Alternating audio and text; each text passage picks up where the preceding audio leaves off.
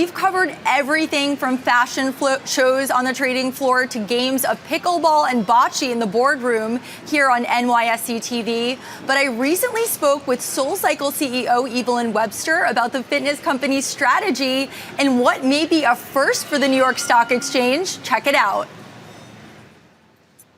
This is a company that needs no introduction. In 2006, SoulCycle hit the boutique fitness scene and has hosted 2 million riders since then, many of them repeat customers. They changed lanes in the pandemic business-wise. Here to talk more about that is their CEO, Evelyn Webster. Evelyn, welcome to the New York Stock Exchange. Thank you so much for having me.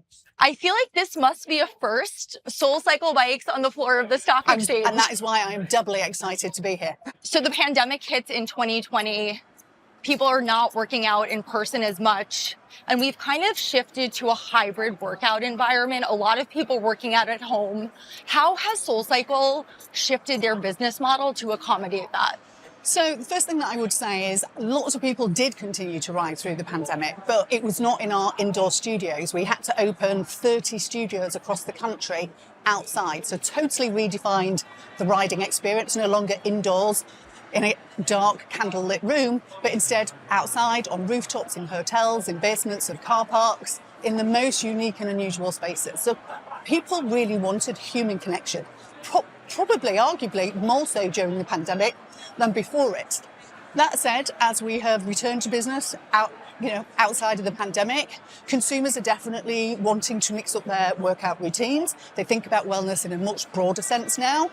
So they're thinking about mental health, emotional health, as well as physical health. The great news is SoulCycle has always been a mind, body, and soul workout. So we offer all three things. I've heard people describe SoulCycle as a spiritual experience, a live event. Can you talk about if you're leaning into that and how you foster that environment? Community is our superpower. It's always been the secret sauce of SoulCycle. People come for human connection, to be held accountability by their riding buddy.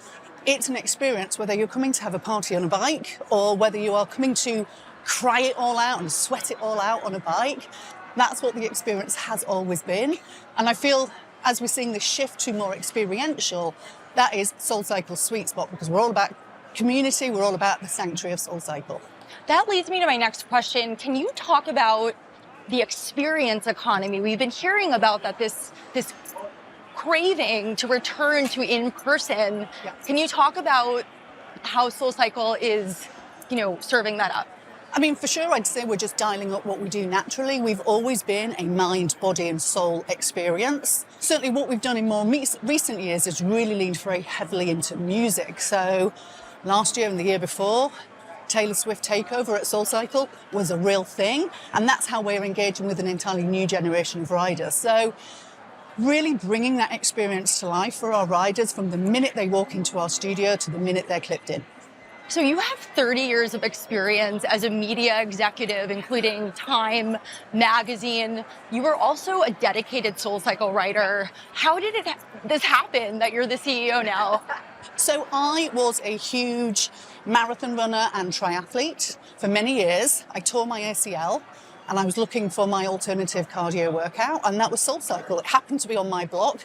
So I went, like many of our riders did, for the workout, and I stayed for how it makes me feel, for that community, for that feeling, for the experience that we just talked about. So that's how I came into Soul. It is really strange when you are a consumer and admirer of a brand, but also a CEO, and think your brain starts going, oh my God, I'd do all these things if I were the CEO at SoulCycle. And so then I heard there was an opening and I persuaded the powers that be that I was the right person to run SoulCycle. And how do you think that personal experience of actually knowing the brand so well, being a customer, has given you an edge as CEO, if any? I've built my career building really amazing brands. SoulCycle is one of the strongest brands in the world because we fulfill a very functional need. We're on a bike, working out, our heart is pumping. I don't know about you, but I'm getting out of breath.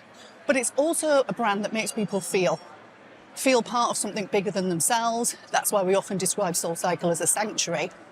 And so for me, coming into SoulCycle, it was leveraging this extraordinarily powerful community and brand that not only serves a very physical and specific function, but also connects with people. Seeking ways to leverage that, expand that, and extend the impact that we're able to have on our riders and our community.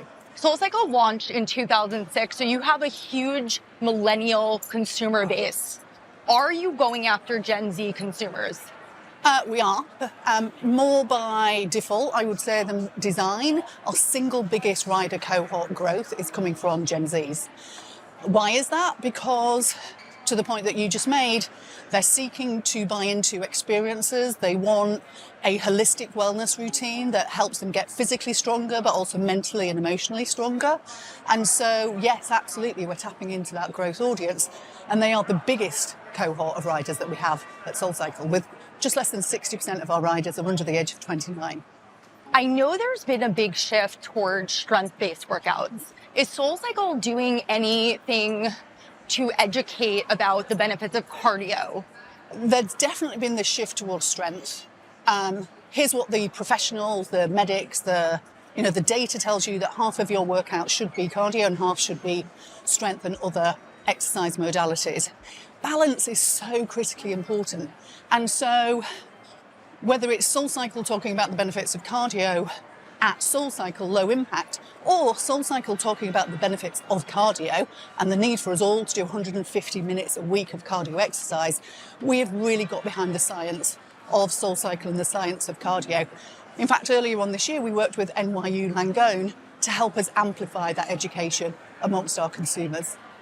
In all your years that you've been involved with SoulCycle, both as a customer and the CEO, what is your favorite SoulCycle story?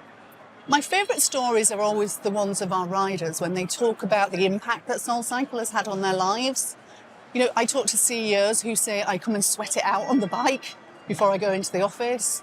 I meet young people who said, I was going through a breakup, a separation, a bereavement, and SoulCycle got me through the hardest times of my life. So those are the stories that really motivate me, because it really just underscores the impact that SoulCycle has, not only on your physical well-being, but your mental and emotional well-being as well.